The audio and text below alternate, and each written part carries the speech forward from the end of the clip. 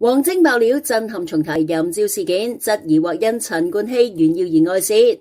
香港導演王晶近日喺個人嘅頻道嗰度發布影片，重提2008年震撼娛樂圈嘅淫照事件，並且以自身觀察作出大膽嘅推測啊！佢直言話事件未必好似當年所指係電腦送修期間俾維修員惡意外泄，而係可能係源自於陳冠希本人早前嘅炫耀行為所引發噶。王晶喺條片當中提出質疑，佢話維修員點解會知道喺電腦裏面藏有大量嘅私密照片？佢指出要喺龐大嘅資料當中逐一去到翻查，並且揾到特定嘅相，需要相當嘅時間同埋人力。佢質疑維修員冇理由無啦啦咁識得揾噶。佢推測話陳冠希或者曾經喺私下聚會飲酒之際向朋友展示呢啲相，炫耀佢嘅個人感情經歷。而相關嘅消息喺圈內亦都輾轉傳出，先至令到送修時候維修員刻意去到翻查電腦資料，最終將啲相上載網絡，引爆無法挽回嘅風波啊！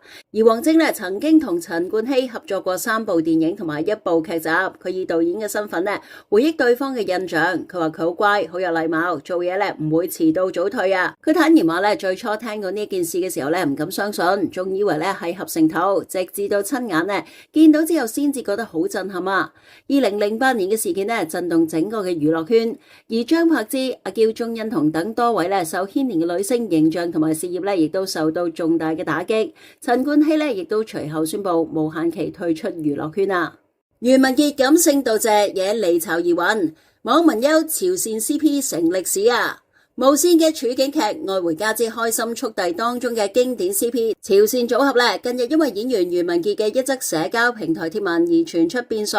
飾演朝偉嘅袁文傑喺日前突然間喺社交平台嗰度分享同劇組演員林海欣、葉海欣同埋陳俊堅等人嘅合照，並且有感性咁寫住話感謝，我會永遠記住片場一班兄弟姊妹。而呢一個貼文亦都迅速引起網民嘅揣測啊，擔心佢係咪即將離巢無線。留言當中亦都充滿住不捨之情啊！好多嘅觀眾特別關心佢同滕麗明呢一對深入民心嘅朝鮮 CP 命運，紛紛留言去到追問話：咁我哋嘅朝鮮 CP 係咪要分開啊？朝偉要離開 TVB， 線線點算啊？黃宗澤片場慶生，許願天下無災。風華背後劇組送復刻包蛋糕，驚喜賀壽。12月13號係黃宗澤 Bosco 嘅生日，而正係忙於拍攝邵氏新劇《風華背後》。劇組特別為佢準備咗一系列嘅驚喜慶祝，而訂製咗1:1復刻包蛋糕之外，又大唱魔性生日歌。現場除咗同劇嘅演員譚俊彥、丁子朗，仲有女主角朱茵、蔡少芬、王丹妮、鄭希怡同埋高層樂易玲小姐一齊去到賀壽。而劇組特別以 Bosco 近日喺新聞女王2當中吸睛爆紅嘅 Chanel 經典包款去到做靈感，訂製咗1:1嘅復刻造型蛋糕。並且搭配咗傳統嘅乳豬，驚喜十足啊！而着住律師袍嘅 Bosco 見到蛋糕之後即時話：哇，好大個啊 ！Bosco 大感意外，而現場所有人隨即合唱話：所有嘅煩惱說拜拜，所有嘅快樂說嗨嗨，笑爆全場啊 ！Bosco 除咗邀請大家合照，亦都笑住話：好難得有咁多女仔去到圍住啊！而分享生日願望嘅時候，佢就話希望風華背後收視大好，但係更重要嘅係希望世界無災無難。每個人都平安快樂、健健康康啊！佢亦都表示生日大多數喺劇組嗰度度過。你夜晚會抽空同朋友食飯，而收到造型逼真嘅蛋糕之後 ，Bosco 就直呼好驚喜，話冇諗到因為呢一個新聞女王2呢個包包會咁受歡迎，最抵死係蛋糕包包裏面竟然藏咗一包嘅牛奶啊！可以見到佢非常之講真啊！而被問到會唔會買禮物去到獎勵自己 ，Bosco 就話：我平時就中意收藏古董包，見到合適嘅就會收藏，生日反而冇特別打算買啲咩啊！大阿姐看世界，羅家英上山下水，花式寵妻，直升機 tour 加鴛鴦浸浴。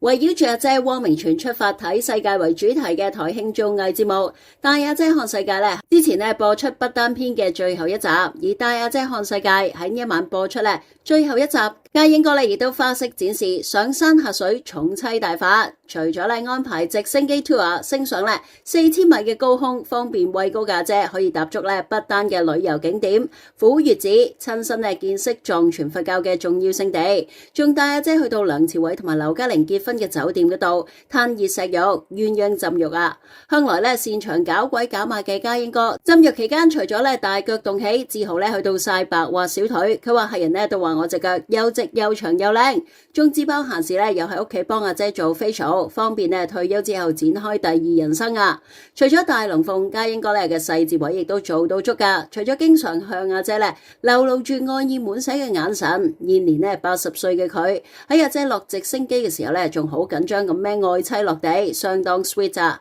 而至於阿姐去到回饋家英哥嘅方式亦都好特別，得閒就窒老公幾句，而當家英哥煩住晒咁問阿姐有咩獎勵嘅時候，阿姐竟然輕輕送咗家英哥2巴掌，大玩食字 get 啦！之後又大派愛的宣言，佢話有你陪住我點解唔幸福啊？甜到滿瀉啊！而最後呢一集不單製作組仲直擊咗家英哥帶阿姐 shopping 嘅實況，只要留意節目，大家都會知道阿姐shopping 係勁爽快噶。中意就買，而呢一集兩個人嚟到羊毛披肩專門店，阿姐即刻被色彩鮮豔嘅披肩火速吸引啊，準備大開買戒，不過就遭到家英哥試圖阻止，話屋企好多噶啦。期間仲唐僧上身揞咗阿姐幾句，搞笑嘅係阿姐原本乖乖地講拜拜，準備收手，但係睇下依然忍唔住買印大發，最終家英哥決定眼不見為乾淨，離開間鋪頭。事後見到阿姐滿載而歸嘅時候，唔單止嚇到打咗個突，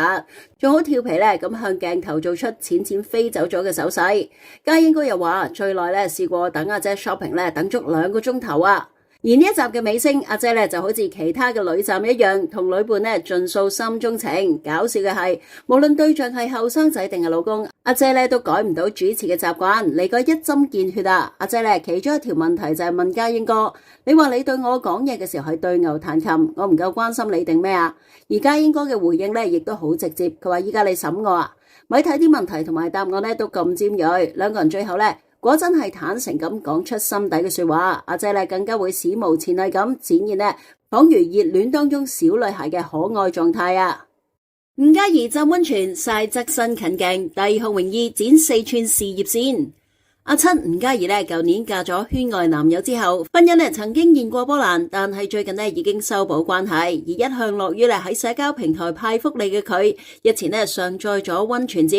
着住藍色低胸泳衣，側身大特寫，大 show 4寸事業線。網民大讚佢拍攝角度好重要啊！而阿七留言就話：快閃2日放空減壓，之後再將搏殺準備直播工作啊！現年34歲嘅阿七今年初離開合作9年嘅 TVB。轉做自由工作者，兼且係街市嘅 KOL， 不時喺直播嘅時候扮鬼白馬賣豬肉，被封係街市天后啊！佢曾經分享半裸出浴照，而呢一次溫泉照再派福利啊，繼續以火辣嘅形象吸睛啊！